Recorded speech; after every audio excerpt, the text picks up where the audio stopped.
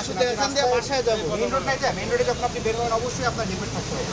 এটা খুবই নর্মাল একটা বিষয়। ওটা তো আমি জানি। কেন আমি নিজে আমি নিজে একজন সরকারি বেতন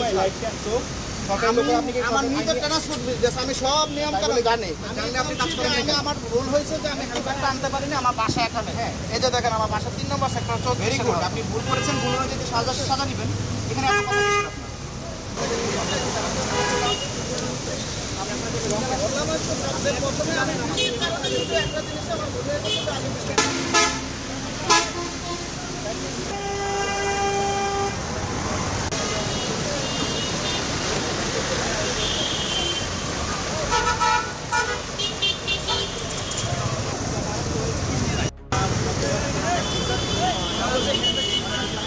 হেলমেট 92 এক ধারায় মামলা হয়েছে, 1000 টাকা জরিমানা হয়েছে।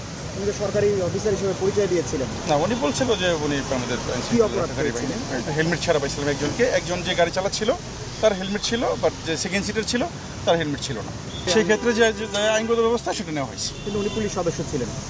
হ্যাঁ, এরকম পরিচয় দিচ্ছি। তাতে আপনাদের মানে যেহেতু এটা সকলের জন্য আইন সমান, সেক্ষেত্রে আমরা আইনগত ব্যবস্থা নিয়েছি। সাইলেন্সার এটা হলো আমার স্টক সাইলেন্সার। তো আমার প্লাগ প্রবলেম হচ্ছে, তো এই কারণে ভাইরা যখন হাই আপ করছে তো এই সাউন্ড তো হবেই, স্বাভাবিক। মডিফাই করেন না? হ্যাঁ, আমি নিচে আমার বাইকের ওয়ার্কশপ আছে, আপনি চাইলে চেক আপ করতে পারেন। ফায়ার বের হচ্ছিল, আমি তো আপনাকে বললাম ভাই আমার প্লাগ শর্ট হয়ে গেছে। আমি তো আপনাকে শর্ট হইলে তো কখনো ফায়ার বের করে ভাই মিস ল্যাগ করলে তো দেখিনি। আচ্ছা, সেটা ভাই এবং এত লাউডও হয় না কখনো। R15 না? হ্যাঁ, R15 বিচ। R15 এর এক্সস্টটা এত লাউড আমি কখনো দেখিনি। আচ্ছা, বুঝতে পারছি। এটা হচ্ছে সড়ক পরিবহন আইনে 84 ধারা একটা পানিশেবল অফেন্স। সো ওই অ্যাকর্ডিংলি আর কি পানিশমেন্ট দেবে। অপরাধ হচ্ছে উনি লাউড এক্সস্ট পাইপ ব্যবহার করছেন এবং এর ফলে অনেক উচ্চতর শব্দ সৃষ্টি হয়, যা শব্দ দূষণের সৃষ্টি করে এবং এটা আশেপাশে একটা বিরূপ প্রতিক্রিয়া সৃষ্টি করে, জনমনে আতঙ্কও বলতে পারেন। এই জন্য সড়ক পরিবহন আইনে যে অপরাধের ধারা আছে সেই অনুযায়ী ওনাকে ডিউলি প্রসিকিউট করা হলো। 5000 টাকা প্রসিকিউশন করা হলো।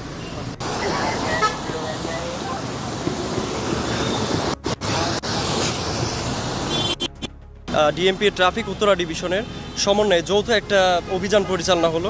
মেইনলি হচ্ছে ট্রাফিক এবং হচ্ছে রাস্তাঘাটে যে সকল যান চলাচল করেন যাত্রীদের হচ্ছে স্মুথ যাতায়াত এটা এনশিওর করার জন্য এবং রাস্তাঘাটে যেন সড়ক পরিবহনের শৃঙ্খলাটা বজায় থাকে এবং সবাই যেন সড়ক পরিবহনে আইন মেনে চলে, এটা এনশিওর করা আমাদের প্রধান কাজ ছিল। এবং সোফার আর্মির অভিযানে আর্মি আমাদের অ্যাসিস্ট করছিল অভিযানে এবং আমরা খুব ভালো অভিযান পরিচালনা করতে পেরেছি এবং জনগণকে এটা বোঝাতে সক্ষম হয়েছি। আশা করি এরূপ অভিযান আরও ভবিষ্যতে আরও অব্যাহত থাকবে এবং জনমনে হলে একটা আমরা স্বস্তির নিঃশ্বাস নিয়ে আসতে পারবো। বাইকাররা হচ্ছে সড়ক পরিবহন আইনটা তারা মানেন, বাট মেনেও তারা হচ্ছে অনেক ক্ষেত্রে সেটা ফলো করতে পারেন না বা চান না, হেলমেট ছাড়া চলে আসতেছেন বা পেপারস ফল্ট।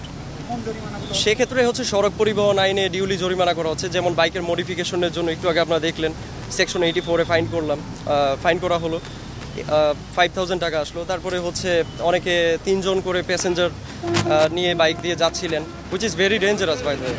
ড্রাইভিং লাইসেন্সের মামলা হয়েছে। হ্যাঁ, তারপর ড্রাইভিং লাইসেন্স ছিল না। জি, বাসগুলা হচ্ছে একটা বাসের আটক করলাম, সেটা আমরা রুট পারমিট পাইনি, তো সেটাও সড়ক পরিবহন আইনে ডিউলি ব্যবস্থা নেওয়া হয়েছে। আপনাদের অভিযান চলমান